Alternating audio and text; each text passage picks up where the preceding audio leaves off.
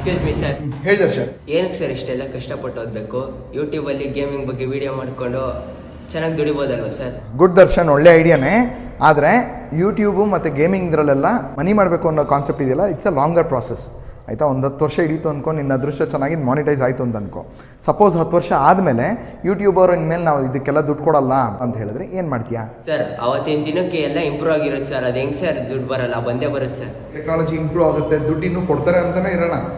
Suppose ಕೊಡಲಿಲ್ಲ ಅಂದಾಗ ನಿನ್ನ ಹತ್ರ ಒಂದು ಎಜುಕೇಷನ್ ಇರೋದಿಲ್ಲ. ಈಗ ನೀನು ಓದೋದಕ್ಕೆ ಕಷ್ಟ ಆಗ್ತಿದೆ, ನಾನು ಓದೋದು ಬಿಟ್ಬಿಡ್ತೀನಿ, ಯೂಟ್ಯೂಬ್ ಮಾಡ್ತೀನಿ ಅಂತ ಹೇಳಿ ನೀನು ಸ್ಟಾರ್ಟ್ ಮಾಡಿದ್ರೆ ನಿನ್ನ ಹತ್ರ ಎಜುಕೇಷನ್ ಇರೋದಿಲ್ಲ. ಎಜುಕೇಷನ್ ಇಲ್ಲದೆ ಇತ್ತು ಅಂತಂದರೆ ನಿನ್ನ ಕರಿಯರ್ಗೆ ಏನು ಮಾಡ್ಕೊತಿದ್ದು, ದುಡಿಮೆಗೆ ಏನು ಮಾಡ್ಕೊತೀಯ? ಒಂದು ದಾರಿ ಇರಬೇಕಲ್ವ ನಿನಗೆ. ಆ ಥರ ಪರಿಸ್ಥಿತಿ ಬಂದಾಗ ನಿನ್ನನ್ನು ಎತ್ತಿ ನಿಲ್ಲಿಸೋದು ನಿನ್ನ ಎಜುಕೇಷನ್ ಒಂದೇ. ಅದಕ್ಕೋಸ್ಕರನೇ ನಿಮ್ಮ ತಂದೆ ತಾಯಿ ಆಗಿರ್ಬೋದು, ನಿಮ್ಮ ಟೀಚರ್ಸ್ ಆಗಿರ್ಬೋದು, ಓದಿ ಅಂತ ನಿಮ್ಗೆ ಏನಕ್ಕೆ ಹೇಳ್ತಾರೆ ಅಂತಂದರೆ ಈ ಒಂದು ರೀಸನ್ಗೋಸ್ಕರ ಅಷ್ಟೇ ಸರ್. ಇನ್ಮೇಲಿಂದ ಬೇರೆದಕ್ಕೆ ಡಿಸ್ಟ್ರಾಕ್ಟ್ ಆಗ್ದಿರ ಚೆನ್ನಾಗಿ ಓದ್ತೀನಿ ಸರ್.